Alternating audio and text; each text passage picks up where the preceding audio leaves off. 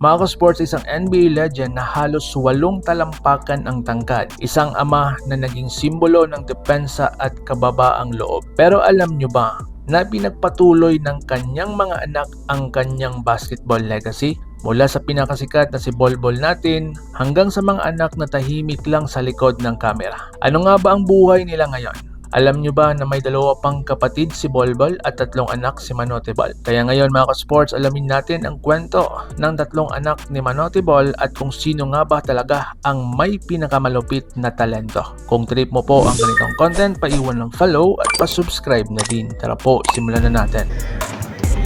So po, Mga ka-sports, konting recap lang. Sino nga ba si Manote Bol? Bago natin pag-usapan ang kanyang mga anak, balikan muna natin kung sino si Manote Bol.